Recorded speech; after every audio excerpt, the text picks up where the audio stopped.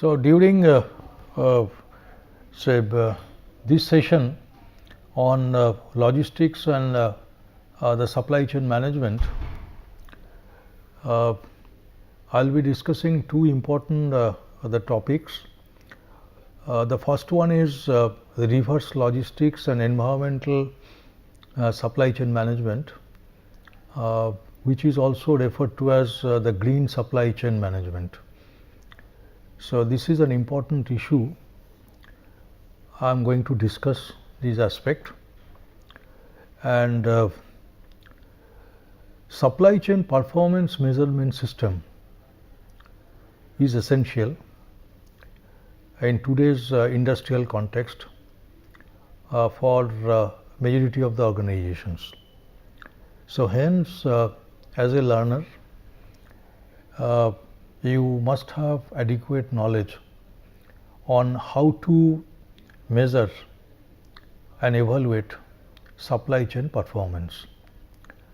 As you might have noticed that the supply chain the management actually is related to managing the supply chain network, and there are the different issues involved while you try to manage the supply chain network. I have already mentioned in the last lecture session what are the major issues to be considered in supply chain management. It's like say concept of 3PL or say 4PL, then the transportations and the selection of suppliers, etc., etc. So, there are the 10 major issues you need to consider, and considering the present the status or the present state of the supply chain say the network for majority of the companies. Now, already I have discussed the 9 major issues.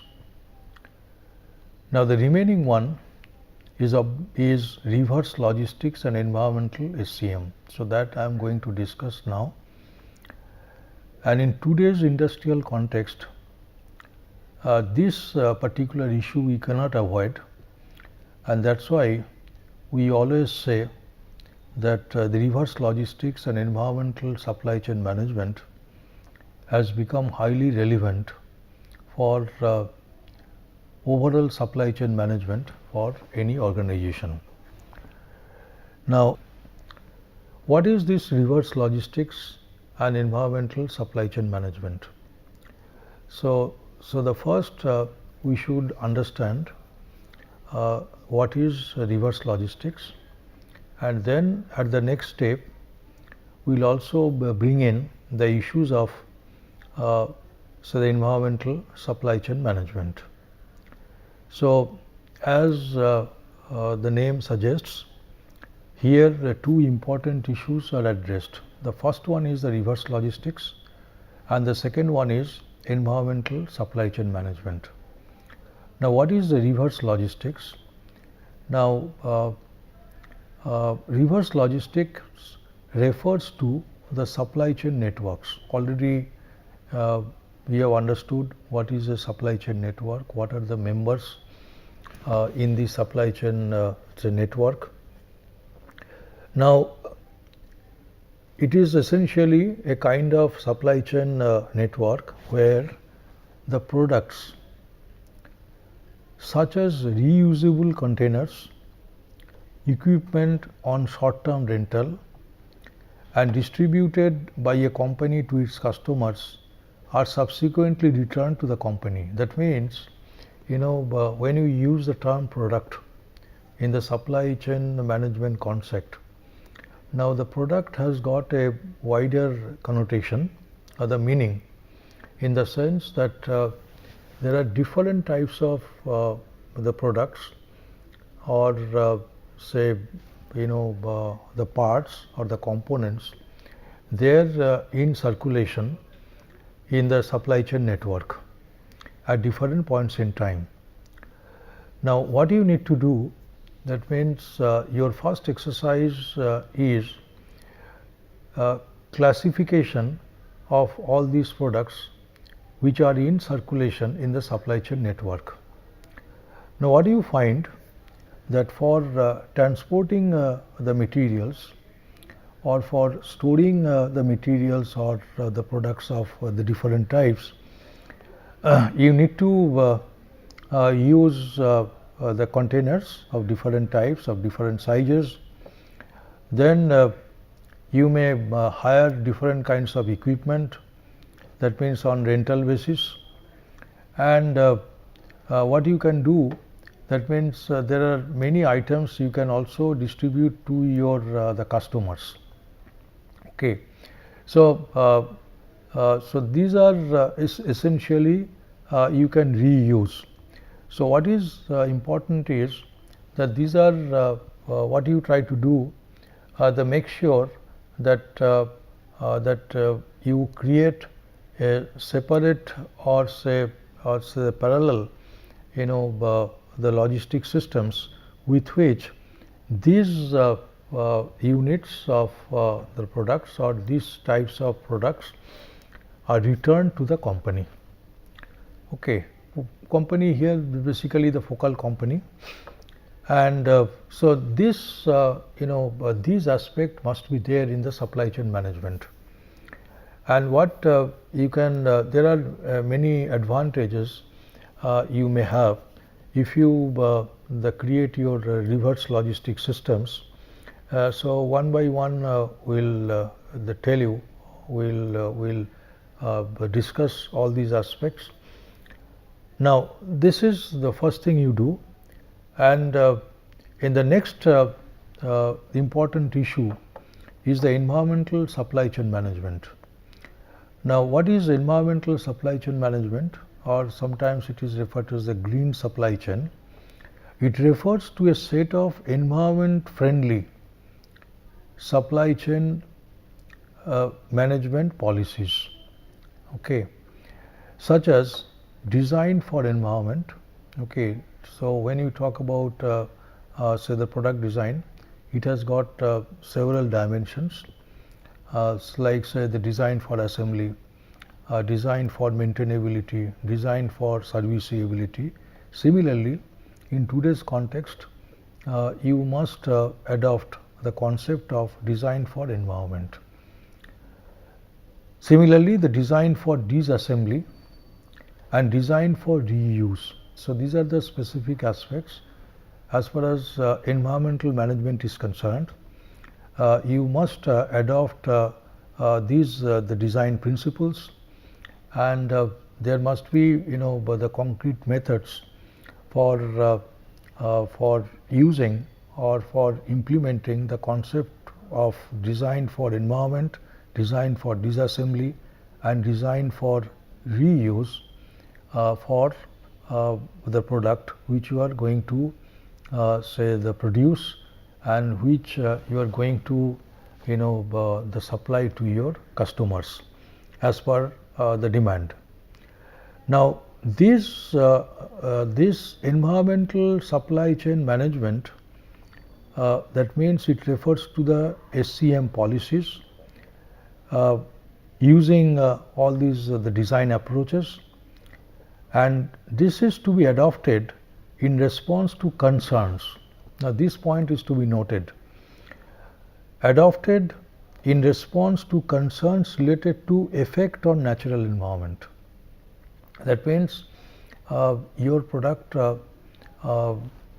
which in circulation in the supply chain as a network, it may affect the state of the natural environment, like say the air pollution, or say it can say water contamination, or it can have effect on say the land or the land degradation. Then it might affect the flora and fauna, and as well as the occupational health of the persons directly involved and plus the people at large. So this is a very important issue. So and this effect on natural environment you must know, and its protection with regard to design, purchase, production, storing, distribution and disposal of a firm's goods and services. That means at all these the stages, like the design stage, purchase stage, you may carry out certain activities which may directly affect the quality of the natural environment. Now it is your responsibility to protect the natural environment from the many kinds of the ill effects which you may have at all the stages of in the supply chain network. So this is the basic issue, and today what has happened that not only you need to assure your financial performance, but simultaneously you need to assure your environmental performance management systems. Okay, so environmental SCM has become very important or highly relevant in today's industrial context. Now we need to analyze the recovery system. So in the reverse logistics, you have this SCM network. Now are you in a position to identify these recovery systems? So usually in a recovery situation, some items cannot be recovered. Okay, it is bound to happen in fact, and hence the number of units demanded is not balanced completely by the return of reusable units. That means certain the quantity, a portion of or say is a percentage of say the number of units which are supplied to the customers. Okay, it's just not possible to get back the entire amount, because there will be the disposal, there will be there will be disposal after use, there could be say the wastes, and so obviously the recovery just cannot be 100% in almost all cases. So in addition to the recovered units, the firm has to purchase some new units from time to time. Okay, this is the general rule, and so obviously there is a reason for this one. So now to what extent, that means this recovery the proportion should be as high as possible. That means you create your the network in such a way, you apply your the technology in such a way, you select the materials in such a way, you select the processes or the machineries, or you carry out the operations in such a way that the recovery is maximum. Three main advantages. What is the three main advantages? Just you note down. The first one is the avoidance of disposal cost. Okay, so if the recovery is more, obviously the disposal will be less, so the disposal cost will be reduced. Reduced external material supply quantity. So this is the main advantage. That means what you find that if you analyze the product cost, you will find maybe the material cost contributes the maximum to the total product cost. So if your recovery is more, that means you will have reduced external material supply quantity, and obviously there will be reduced wastes. Now what are the say product recovery alternatives? Okay, and the many companies they try with all these alternatives. So you must know at this stage that what are these the recovery alternatives. So, we have listed down the 5 specific alternatives. The first one is the repair. That means the system has broken down and but it is repairable. Is it okay? That means what you need to do, that means it's a maintenance problem, and there is fault diagnosis, and then obviously you go for troubleshooting, and so the repair is possible. So this is one product recovery alternative. The second one is the refurbishing. This is obvious. Okay, so the refurbishing is another important or well adopted alternative for product recovery. Third one is the remanufacturing. Now the remanufacturing has been adopted in by many organizations. Sometimes it is referred to as one aspect could be the machine reconditioning. Okay, because for any plant you have the machineries, and before the machinery's economic life is over, or suppose its functional value is gone, before you dispose it off, there could be say the remanufacturing, or there could be the reconditioning of these plants and machineries. So this is well adopted by many organizations for the last many decades. Then fourth one is cannibalization. So this is very important. That means suppose you produce say 4 types of products, and there are some common items. So what you can do, that means supposing for doing assembly for a particular product, that for that particular certain the sub assembly components are not available. So what you can do for the time being, okay, so you can have say the components, similar components or identical components from another product range, from another product, and use it for so the current product. So this is referred to as the cannibalization, but the cannibalization is essentially a short-term measures. So you try to avoid cannibalization, but this is also well adopted, and this is considered to be one of the product recovery alternatives. And the last one is obviously the recycling. So these are the 5 alternatives: repair, refurbishing, remanufacturing, cannibalizations, and the last one is recycling. Now, when we talk about environmental supply chain, is also referred to as the green supply chain, and what do you try to do? That means the reverse logistics is a part of the closed loop supply chain.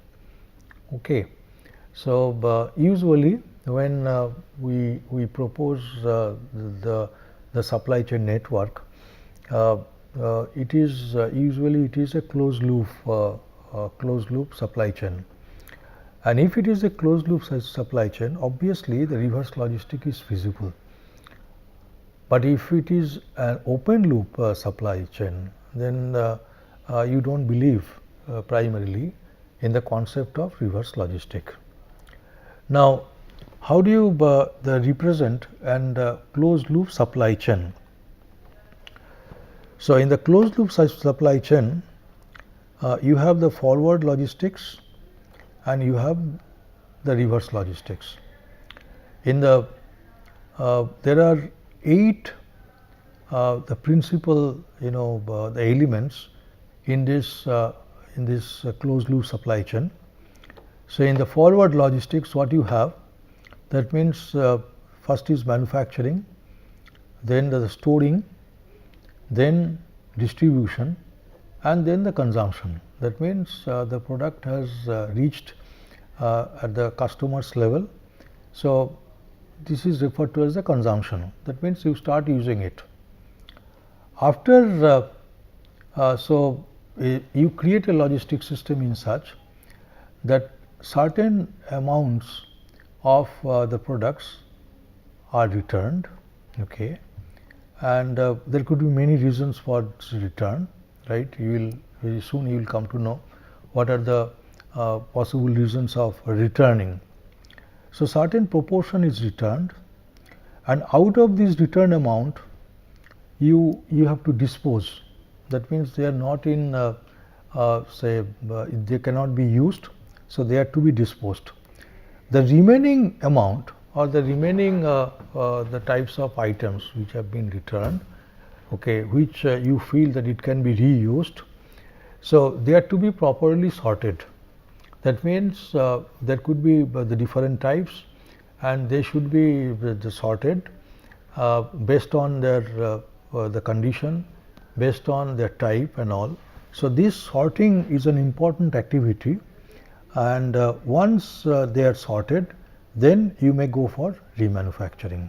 Is it okay? So, in the forward logistics you have these 4 elements, and in the reverse logistics you have again 4 elements. So, you note down all these work elements, and so what you try to do when you emphasize on say the reverse logistics, these reverse logistics elements, all these actions should be strengthened, and there should be the proper monitoring and control of all these the 4 activities, and everywhere appropriate technology you need to use. Now, the successive subsystems are connected by transportation systems. Now, what actually we are referring to, that means between these 2 elements the transportation activities you have to carry out. That means between any 2 elements there must be a transportation activity. So, there could be different types of transportation systems depending on a number of factors, or say the material handling systems you have to use. The transportation and handling cost or material handling cost should be held to a minimum. Okay. Short cycle product must not have long reverse logistic cycles. So, this is very very important in fact. So, what happens actually if you have a long reverse logistic cycles, for obvious reasons there will be the less recovery, and ultimately it may not be beneficial at all or the cost effective. So, this point you must note down. That means short cycle product, and you must be very very careful. That means you can definitely go for reverse logistic systems, but make sure that it is not a long reverse logistic cycle. Before we model any reverse logistic systems, we need to classify the types of returns. I have already mentioned that the types of returns you must know, and the returns may be of a number of types, such as manufacturing returns. Okay, that means during the manufacturing stage, right? So, you face a lot of problems. So, manufacturing problems you face. So, you cannot rectify the problems, you cannot overcome the problems.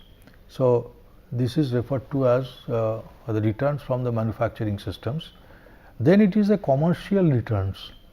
Okay, that means the customer has not accepted your product, whatever may be the reasons. Is it okay? So, this is the commercial returns. The product recalls. That means suddenly I find that there are some say some deficiencies in the product. So, I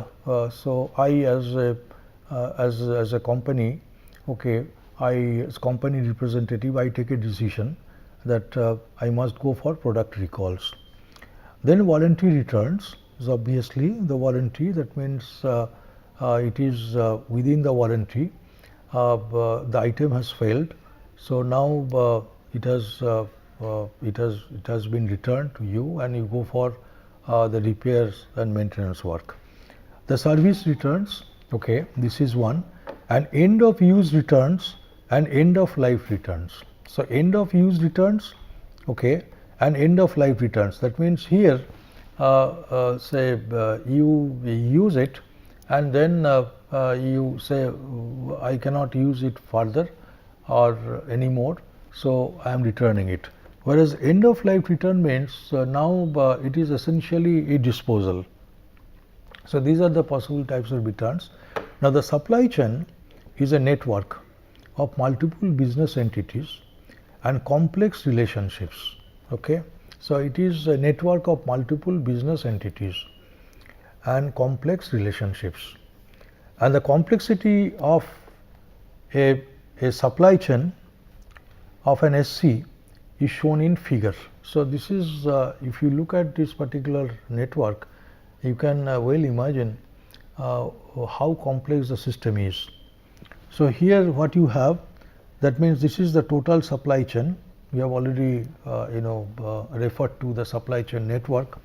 So, here is the focal company, and you have actually first tier suppliers, then you have the second tier suppliers, and ultimately you reach to this level, that is the initial suppliers.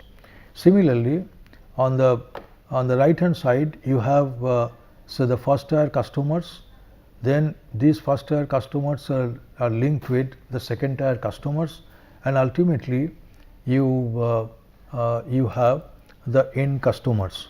So, this is referred to as the downstream supply chain, and this is the upstream supply chain. Okay. So, and so this way you represent the supply chain network. Now, for the purpose of analyzing and measuring performance for a complex systems like this supply chain network, the structure of a simplified SC is shown. So, this is the simplified the structure, or main purpose is that the supply chain the performance measurement systems you must have. Okay. So, there are many advantages, and so the many the companies, okay, so say they prefer using the different types of say the approaches for supply chain performance measurement and evaluation. So, this is the supplier, then you have the supplier inbound. So, you have the manufacturer, so it is an internal supply chain. Then you have the inbound logistics, already we know what is inbound logistics, and this is the outbound logistics. So, you are directly dealing with your customer, and your customer is dealing with another customer. So, this is referred to as the customer's customer, similarly the supplier's supplier. So, this is your internal the supply chain or the focal company, that means you have purchasing department, we have already discussed. Then you have the production, and then you have the distribution, and then you are interacting with the customers. So, similarly the purchase department is directly interacting with the suppliers. So, the general structure of the supply chain performance measurement hierarchy is shown in figure. So, you just refer to this figure. Again, in the next lecture sessions we will be discussing the supply chain performance measurement systems in detail, but here what we are trying to do, that means with respect to a supply chain you must be able to identify the supply chain entities. Okay. So, these are the entities. Next, against each of these entities you need to identify, you need to select the relevant performance criteria, and once you select a particular say a set of criteria, then again against a particular the performance criterion you need to identify or you need to select the relevant performance measures. So, this is the level 0, level 1 and level 2. So, this way you create this hierarchy, and then you propose an appropriate supply chain performance measurement and evaluation systems. So, with this you come to know the two important aspects.